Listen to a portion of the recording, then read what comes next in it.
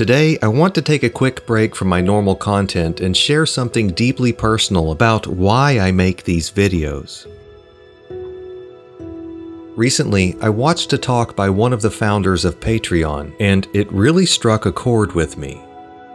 His words reminded me of why I started this journey, and why I continue to focus on topics like psychedelics and their role in religion, their role in expanding our consciousness, and the future they have in our culture, even though these might not be the most popular kinds of videos to create. I don't create content for clicks, or to maximize view time, or to get rich. If those were my goals, I would be making very different videos. These subjects are controversial and niche. They aren't designed to make a channel go viral, but that's not what drives me. What drives me is the desire to explore and share ideas that matter to me and to some of you. It's about staying true to what I find meaningful and not letting external pressures dictate my content. For a video creator in today's world, it's so easy to get caught up in chasing the clicks. But real success for me isn't measured in views or likes. It's measured in those aha moments of my viewers. In helping my viewers see important issues like sacred plants and mushrooms in history, religion, and in their own minds in ways they may not have ever considered. Content creators like myself start channels like this not because we're concerned about attracting the most eyeballs. We want to express something unique, something true to our experiences, and in doing so, we connect deeply with our viewers. That's the kind of connection I want to create with my content. My goal is to share my perspective, my truth, and to connect with you on a deeper level. I want to create something that truly resonates with my viewers. I want my videos to make you think, and maybe even help you realize that you're not the only one seeking answers to these big questions. Creating content that matters to me and hopefully to you is one of the things that gives me a sense of purpose. It's about looking within, finding what truly drives me, and staying true to that, despite the noise and distractions of the outside world. With every video I make, I try not to lose sight of what truly matters. I try to remember why I started this channel nearly 15 years ago in the first place, regardless of whether these videos get monetized or if the content is difficult to place ads on. I would love to hear your ideas in the comments on how to create a stronger community. Not a larger one, but a loyal one. Whether that's a community on Discord or Patreon or somewhere else. I want to show you something. This is a screenshot from my YouTube dashboard. You can see that my audience tends to grow until it flatlines. Whether this is shadow banning or not, this is a perfect example of how difficult it is to keep content like mine in the public eye.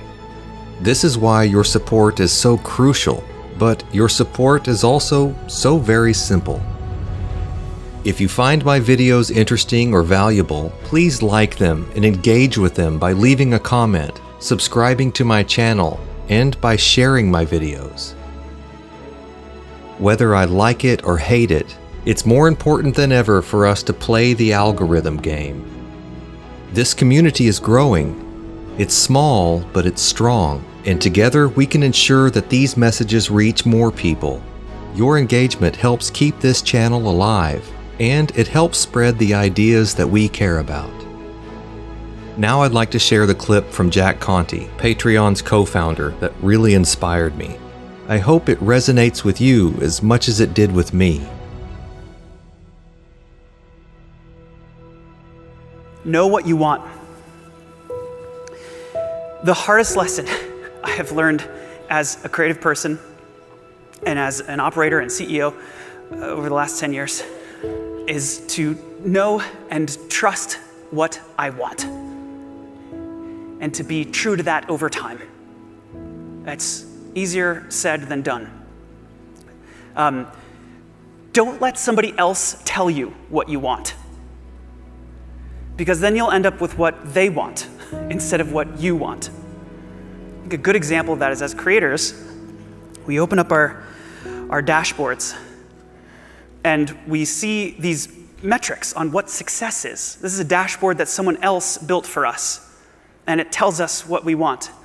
And the weird thing is, after a couple of years, we start to believe that. Like, our minds get reprogrammed, and we believe this is what I want. This is success, and we chase that. If you went back in time and you asked Ella Fitzgerald or David Bowie or Prince, what do you want? What's your goal as an artist? What matters to you? Do you think Bowie would have said, my goal as an artist is to maximize the amount of human hours spent consuming my work?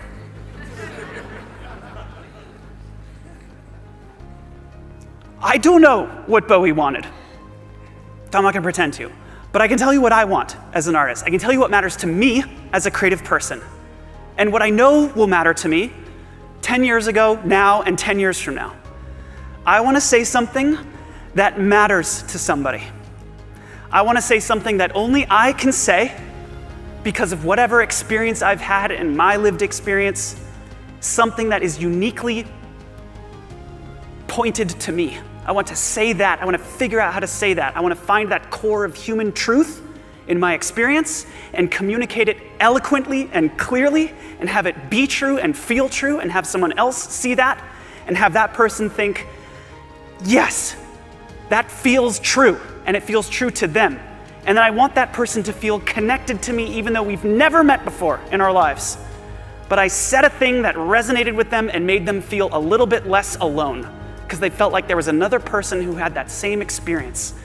I want to make things that are timeless. I want to make things that feel true now. I want to make things that feel true in 50 years. I want to make things that still feel true 500 years after I'm dead. I want to figure out how to use my short years on this planet to find that kind of truth and say it. That's what I want as an artist. And that's a very different goal than watch time. That may not be what you want as an artist, and that's okay. But the point is to know what you want, what matters to you. What are you trying to achieve as a creative person? We have this tendency to look outside for those answers. I do it too. This advice is honestly more for me than it is for anybody else in this room. We want there to be a Yoda. We want there to be a leader or a manager or a voice of authority that can tell us what we want, because it's a scary thing to ask. But that does not exist. What we want comes intrinsically, not extrinsically. It comes from in here. That's where we find it. So as we navigate this next phase of the internet as creative people, as we go through these ups and downs of the web in its ever-evolving state, do not forget what matters to you as an artist. Do not forget what fills you with pride to make. Do not forget your purpose for making things in the first place. Don't forget why you wake up in the morning and devote your time and energy to your craft.